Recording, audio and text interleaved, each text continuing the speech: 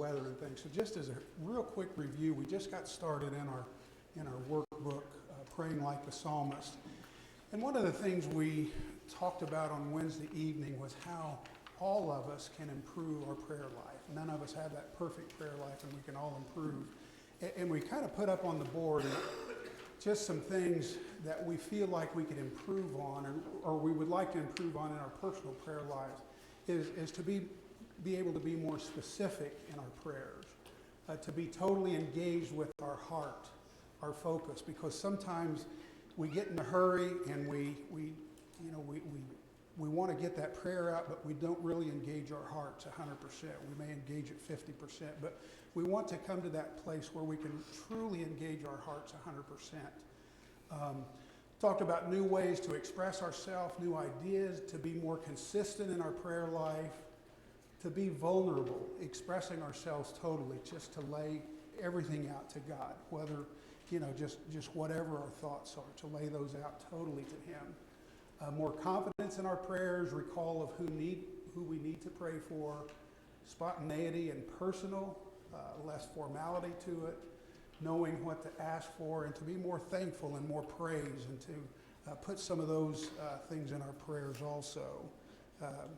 We may do that, but we don't do it as consistently as we'd like to. So, and then we also in our book, our workbook here, we talked about if we're going to be praying like the psalmist, we need to be believing, in the God of the psalmist, or we need to have that deeper level of faith that the psalmists reveal in theirs.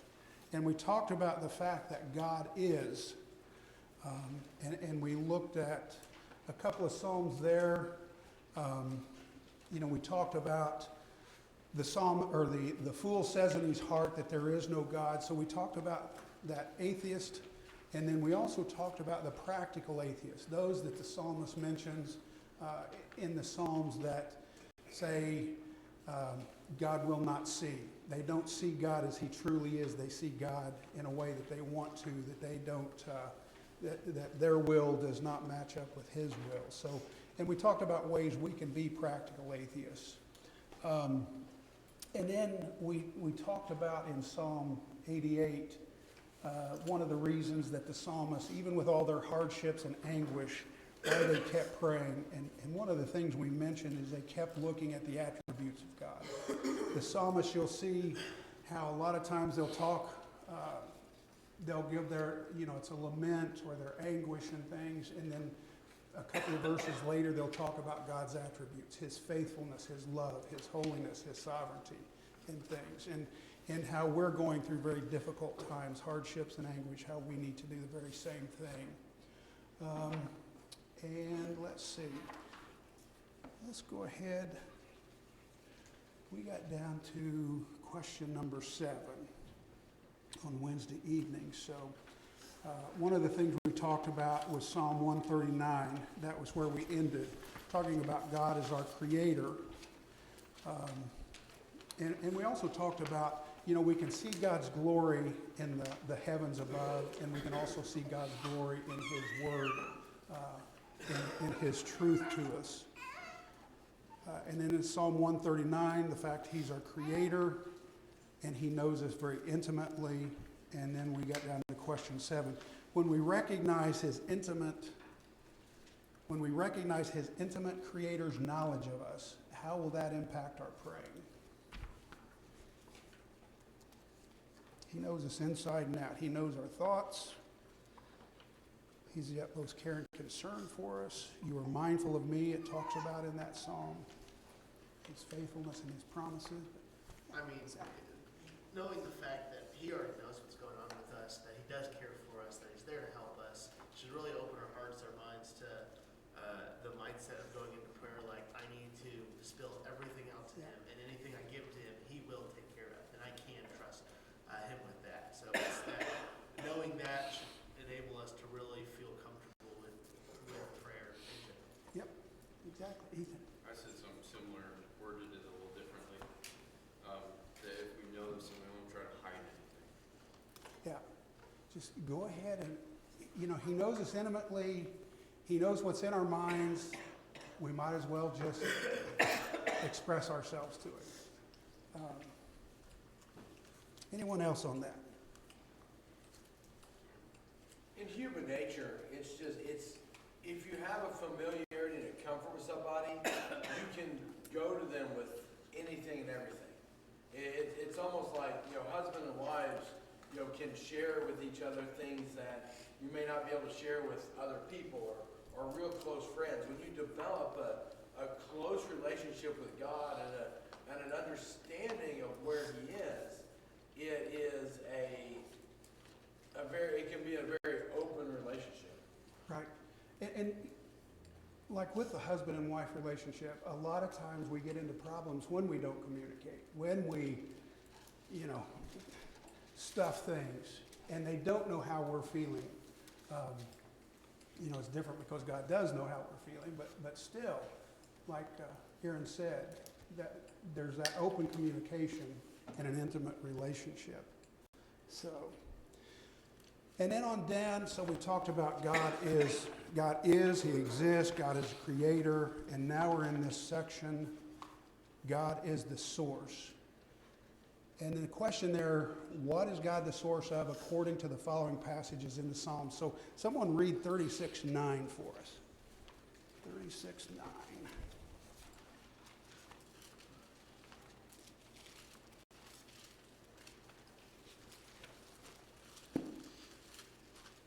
For you are the one who gives and sustains life. Okay. Anyone else? What version is that? That's the NET. Okay. Anyone else have anything different? English Standard says, "For with you it is the fountain of life. In the light do we see life." Okay, so what's He the source of? So the very source of life. And it's the source of physical life, but I think this psalm goes beyond that. It's not only the source of physical life, but I had the source of what really makes life abundant and worth living. The source of our spiritual life. The source of our spiritual life now and eternally. So not only our physical life, but our spiritual life also. He's the very source of that. Barnes had in here, all that makes a man happy, all that can properly be regarded as life, proceeds from God. Life literally in man and all animated beings, life spiritually, life here and life hereafter, all is to be traced back to God. So when we think of how He is the very source of our breath, our heartbeat, plus the very source of our spiritual lives, that relationship with Him. And then the second part, 36:9b there, in our light we see light.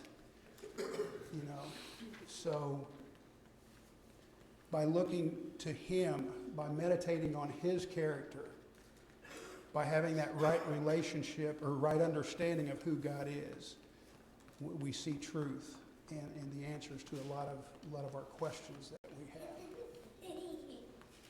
So for with you is the fountain of life, and your light we see light. 24:5. What do we see He's the source of there?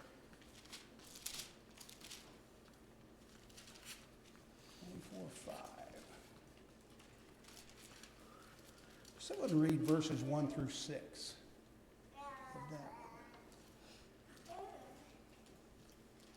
The earth is the Lord's and all its contents, the world and those who dwell in it. For He has founded it upon the seas and established it upon the rivers. Who may ascend into a hill of the Lord, and who may stand in His holy place? He who has clean hands and a pure heart, who has not lifted up his soul to falsehood, and has not sown deceitfully. He shall receive a blessing from the Lord, and the righteousness from the God of his salvation. This is the generation of those who seek Him, who seek your face, even Jacob. Okay, thanks, Josh. So in this psalm, in verse 1, we see His sovereignty expressed there. The earth is the Lord's and everything in it, the world and all who live in it. And when we talk about His sovereignty, the fact that how our God is above or superior to all others, He's preeminent, that supreme power, that total authority. So we see the earth is the Lord's. He has total authority and everything in it, the world and all who live in it. We see his omnipotence, for he founded it upon the seas and established it upon the waters. And then we see his holiness in verse 3 there. So we looked at this on Wednesday evening about how he is exclusive. He's unequaled or unparalleled. He's transcendent. So we see all these things here in this first part of Psalm 24. So what is he the source of here? All blessings and righteousness. Okay, all blessings and righteousness. God bestows his favor and blessings upon those in a relationship with him, that it talks about in verse 4 there.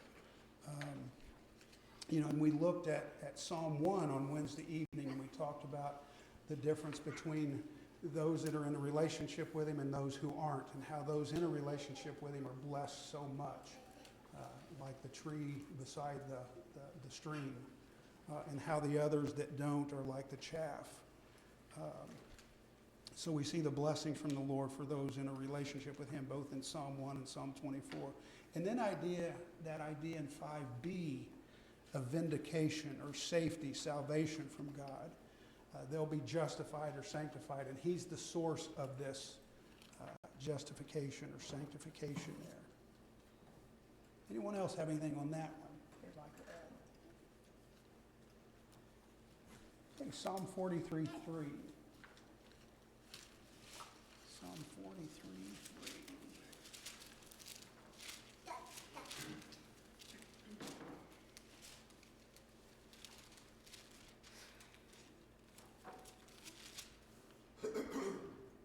Anyone?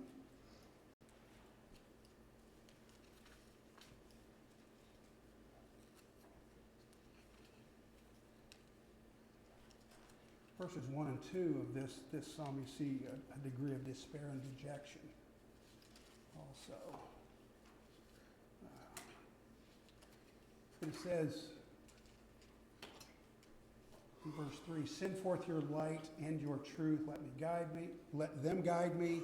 Let them bring me to your holy mountain, to the place where you dwell. So there, what's he the source of?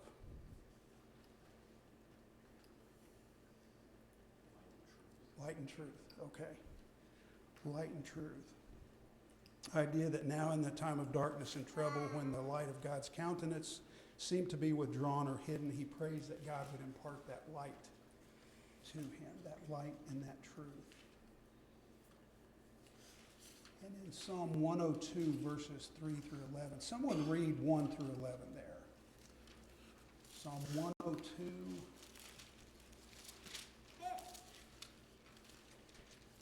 1 through 11.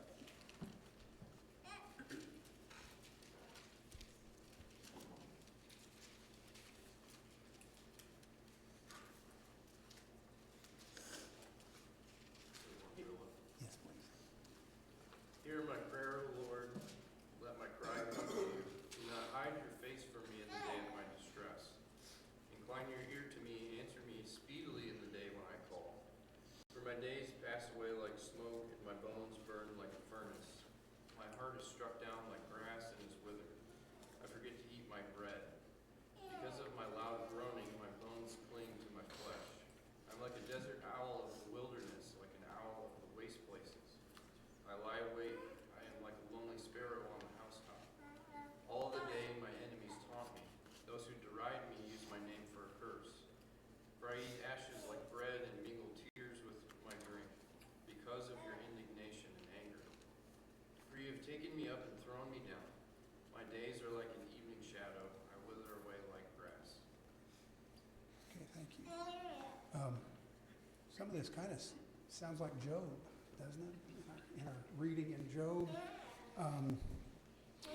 But it's, the psalmist is deeply afflicted here, and he paints this picture of his distress. Where does he attribute this distress to? Or who does he attribute this distress to?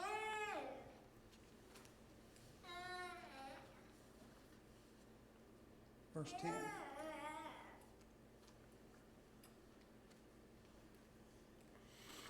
God God's great wrath, he says here. And kind of, now this was from Edwin Crozier's book, Plugged into High Voltage Prayer. And I really like this because a lot of times when things happen to us, we may think that, kind of like Job's friends, we may attribute things to God. But Edwin Crozier, in his book, Plugged in High Voltage Prayer, he talks about the different wills of God, like God's purposed will. And you can see God's purposed will in Isaiah 14:14. You know, what God, his purpose will is going to be carried out no matter what. Okay? Surely as I have planned, so it will be. As I have purposed, so it will stand. So his purpose will is going to be carried out no matter what. Then we have what's called his perceptive will. And in that, we know what his will is according to his precepts, according to his truth that's written down here. The fear of the Lord is the beginning of wisdom. All who follow his precepts have good understanding. To him belongs eternal praise.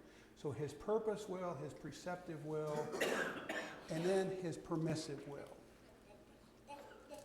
And with his permissive will, a lot of times we may think, well, why did God do this? But like with Job, was God the causative reason why Job suffered like he did? No, Satan was the cause of that. God allowed it. God permitted it. And a lot of times we may think, well, why did God do this? But God may have just allowed it not to have been the causative reason with these trials. Sometimes he may be trying us to help us build character, to help mature us, but we just don't know. He may have permitted it, but like some of the passages talk about with trials, he may be putting us through certain trials to help us grow closer to him or to help us grow.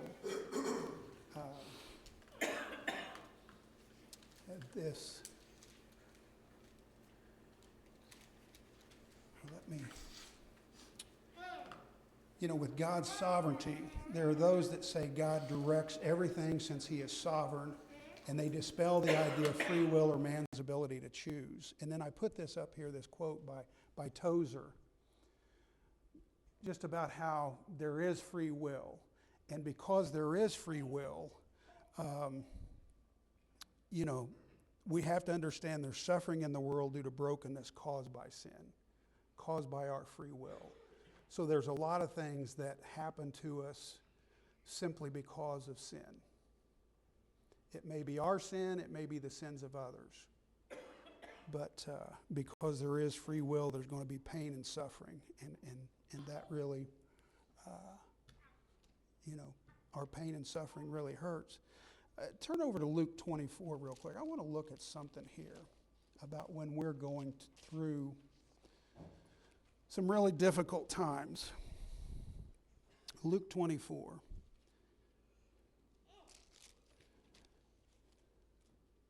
I want to look at where Christ took those on the road to Emmaus and where he took his disciples, when they were going through difficult times. So starting out in verse 13 there, we see the two men on the road to Emmaus and Christ showing up there and them not recognizing him, and he asks them what they're discussing. And verse 17 talks about they stood still, their faces downcast. And then, he goes over, and in verse 25, how foolish you are and how slow of heart to believe all that the prophets had spoken. Did not Christ have to suffer these things and then enter his glory? And beginning with Moses and all the prophets, he explained to them what was said in all the scriptures concerning himself. And then down with the disciples, down in verse 36, While they were talking about this, Jesus himself stood among them and said to them, "Peace be with you." They were startled and frightened. If you remember, they were locked behind doors because of their fears. I think John talks about that. He said to them, "Why are you troubled?" And then down in verse 44, "This is what I told you while I was still with you. Everything must be fulfilled that is written about in the law of Moses, the prophets, and the Psalms." And in thinking of this, and then with John the Baptist, when John the Baptist sends his disciples to Christ saying, are you the one? Christ takes those men back to the Scriptures and says, take this back to John, and takes them to Scriptures. So when we are going through difficult situations and we have unmet expectations, we just didn't think this was how it was going to turn out, with the difficulties that we're going through. And we think, I've served you faithfully, dear God. Why are we going through? Why am I going through these trials? Why are they just lingering on for so long? Why don't you do something? This doesn't make any sense to me. So we have these difficult situations that we're in. We have these unmet expectations. We think God ought to be doing this differently. And then we have this limited perception. In our difficult times, we just see a very small portion of what's going on. We don't see the overall picture like God sees. I put this up on, like supervision. He is above and sees the past, present, and future. And God in his sovereignty knows all outcomes and all possible outcomes. But when John the Baptist people came to him, Jesus took them back to Scriptures. We see here on the road to Emmaus, when these men had these difficult situations, because it said their faces were downcast, so they were sad, they were mournful, difficult situation. Unmet expectations, we can see how they had unmet expectations about what Christ was to do. He took them to Scripture, okay?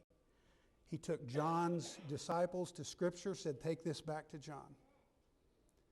With these men on the road to Emmaus here, and beginning with Moses and the prophets, he explained to them what was in all the Scriptures concerning himself. So he took them back to Scripture when they had these unmet expectations, difficult situations, and limited perception. Same thing with the apostles, the disciples there. He took them back. They also had the difficult situations, the unmet expectation, and the limited perception. And he took them back to Scriptures. So when we're going through these very difficult times in our lives, when we have difficult situations, unmet expectations, and a limited perception, we also need to be going back to the Scriptures, okay? And thinking about the attributes of God. So kind of what the psalmist is talking about here. Remind ourselves of God's attributes that we're talking about in these lessons here. Remind ourselves of his promises to us as his children. And like the psalmist, remind ourselves of the love and the mercy and the faithfulness of our God that we find in the Scriptures here. Any thoughts? Anyone else? You're a talkative bunch today. Okay. So Psalm 13:2. Psalm 13:2.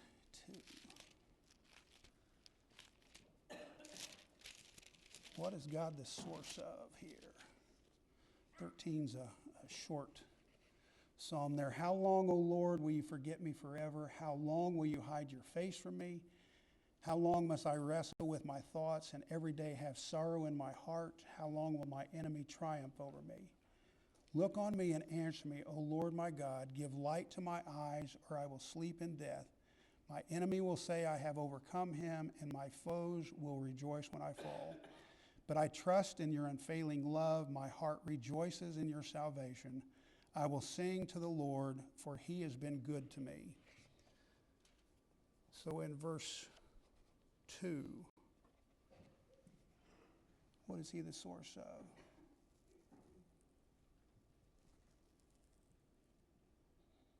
This one, Psalm 13:2 and 62, the next one, I had a hard time. For this one, I had confusion. Yeah, okay.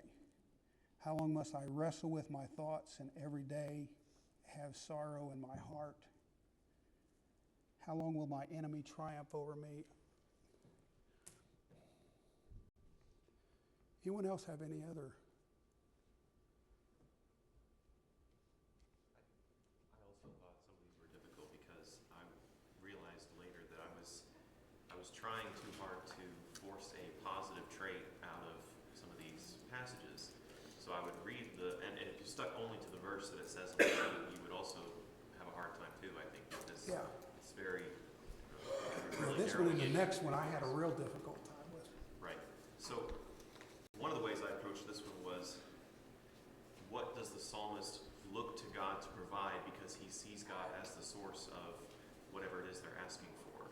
So my thoughts were that he was asking for relief from his worry, escape from shame, and deliverance. So even though he wasn't experiencing those yet, on God's timeline, he didn't feel like he had those things yet, but those are the things he was looking to God to provide. He knew that those things came from God. Yeah. I think as we look at the whole of the psalm, it's just difficult when you look at the particular verse that he gave us to look at. When we did. But yeah, I agree. Greg.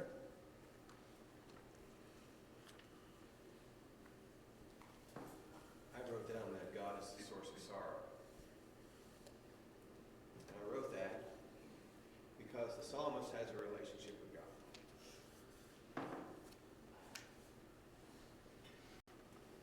And I don't know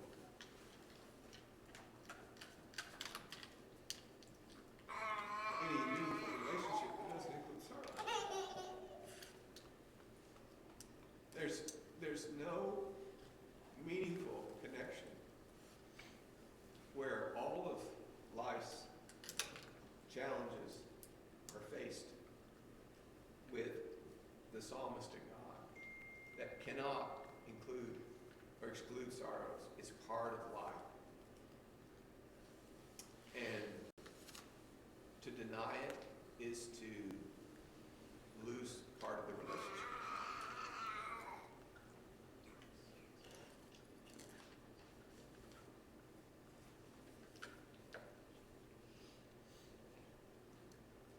Is God the source of all sorrow? This is from the perspective of the psalmist. When there are difficult times, and you face them with the people that mean something to you, it would be a perception that they are the source of the sorrows because there is a relationship there. And all sorrows are going to include difficulty and disappointment. It may be something that both partners in the relationship face together, but it's perceived as sorrowful when it's shared with that other person. Then read an essay over the weekend of a family whose 14-year-old died of cancer. And just the facing of life's finality, their argument in the essay was that we don't allow the medical community, we don't allow caregivers to acknowledge that this is the end, that there is no hope for health, that you're going to die. And to deny that of a 14-year-old who is seeking understanding of what's going on, they argue, was insufficient for the needs of that child in that time. And the family, of course, faced those sorrows together. And there was difference of opinion between the husband and wife as to how much conversation there should be had regarding the child understanding that this is the end. And so there was conflict, there was sorrow between the husband and wife, which neither one was the source of the sorrow, but it was dealt with together, and it was felt together, and it caused feelings towards one another that were difficult to process. But without that relationship, we wouldn't have anything. All right. Good thoughts. Anyone else? What about 62, Psalm 62, verses 9 and 10? This was another one I had a difficult time with. 62, 9 and 10. Low-born men are but a breath, the high-born are but a lie. If weighed on a balance, they are nothing. Together they are only breath. Do not trust in extortion or take pride in stolen goods. Though your riches increase, do not set your heart on them.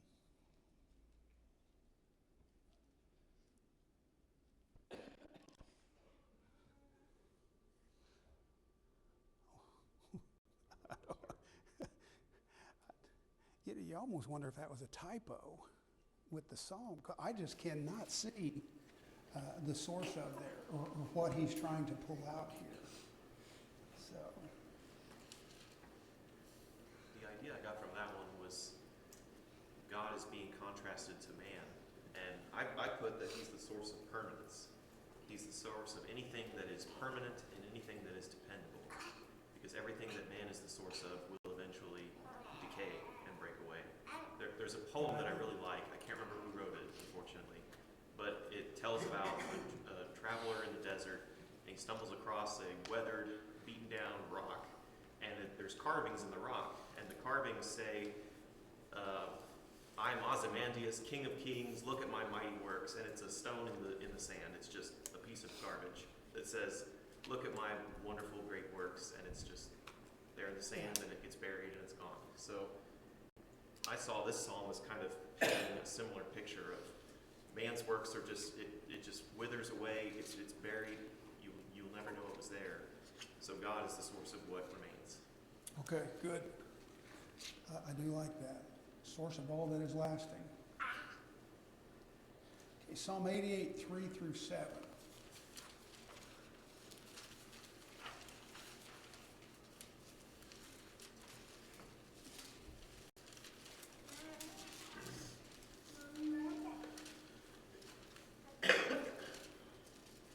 For my soul is full of trouble, and my life draws near the grave. I am counted among those who go down to the pit. I am like a man without strength. I am set apart with the dead, like the slain who lie in the grave, whom you remember no more, who are cut off from your care.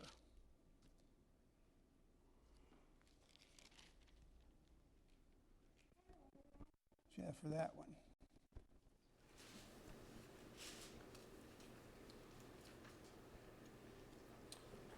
You put me in the lowest pit in the darkest depths. Your wrath lies heavily upon me. You have overwhelmed me with all your ways.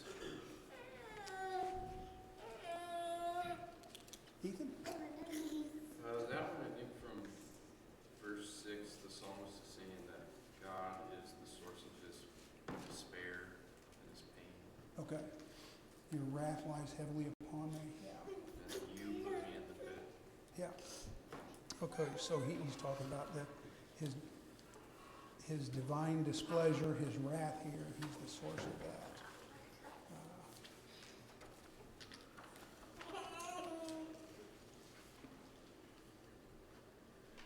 Question number 9 there, in the next page, page 5. Is there anything in the above list that makes you a little uncomfortable? Why or why not?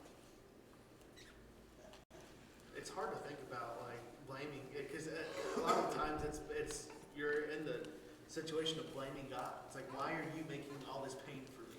Yeah. And it makes me uncomfortable because through everything I've learned and I've yeah, there's been times I've not been super happy with God, but I've never been this, like, this angry at God. And to think of and I understand how people can get to that point, but it makes you a little uncomfortable to think, man, this is the way we're talking to God, saying, hey, I mean, you're the one doing all these terrible things to me, and I'm blaming you for it. Why are you doing it? And it's a little uncomfortable to think about that fact. Yeah, yeah. And that's why I brought up that point about his permissive will. You know, a lot of times we blame God for things that he permitted but he did not cause. And to me, the psalmist in here, a lot of these, he seems to be saying to me that, God, you're the cause of a lot of my problems. And I just think we can find ourselves in trouble if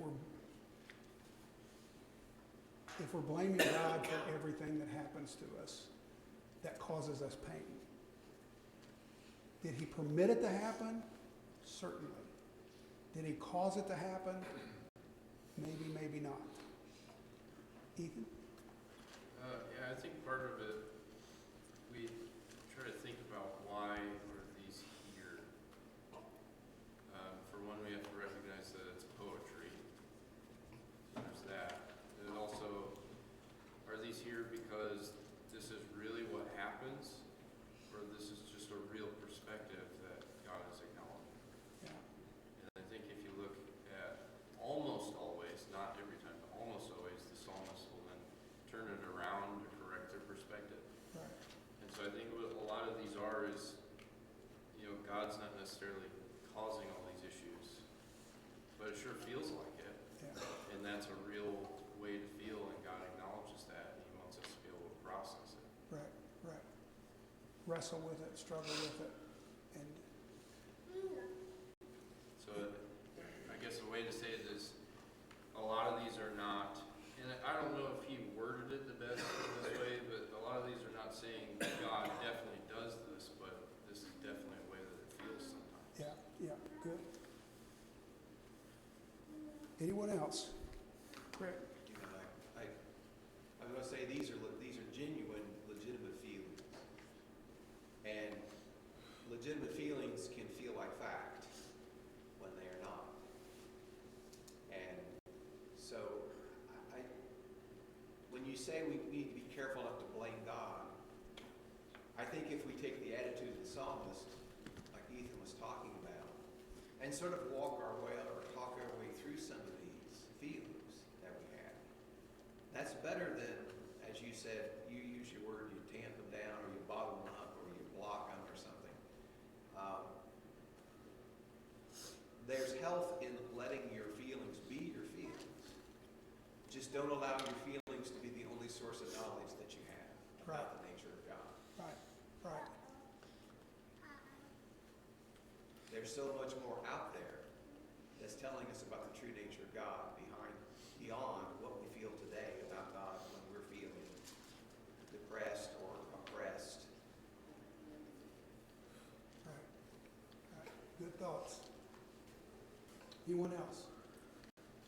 One thing I found a little bit, kind of surprising is when you look at this, is the extremities. God's a source of life and blessing and greatness and standards and judgment and wrath and punishment and eternal, destiny. And so you've got the whole gamut. And sometimes when you look at that, you can almost ask yourself, well, what section of this bipolar crazy creator am I going to get today? And it's through faith that we have to balance that, because it's hard to comprehend. The creator and the blesser is also the same judge and executor.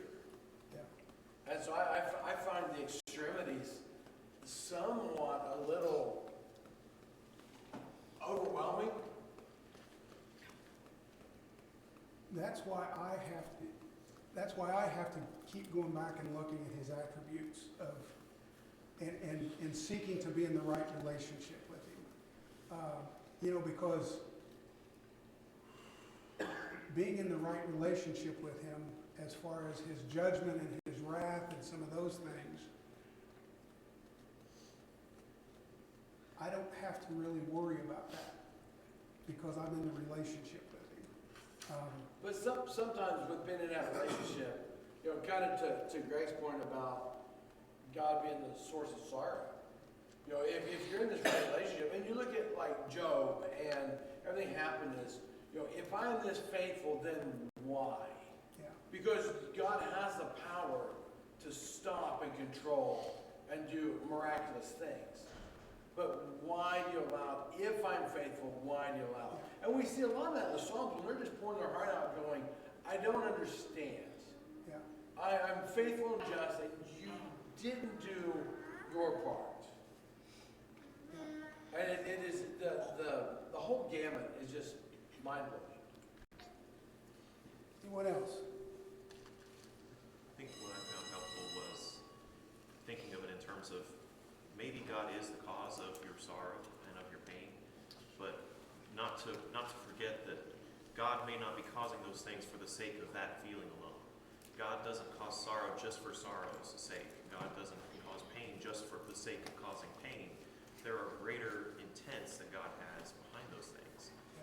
I don't want to derail it too much, but I've been reading a science fiction book that tries to describe existing in fourth dimensional space instead of three-dimensional space. And what it basically boils down to is the character can see everything at once. And so it's sort of the picture of how do you understand something where you can know and see everything at once. And that's kind of what God experiences. That's his perspective. So saying, yes, God is causing my pain is kind of boiling down a much, much grander scope to something that is just the way we see it right now. Right. That limited perception. Thank you for your comments today.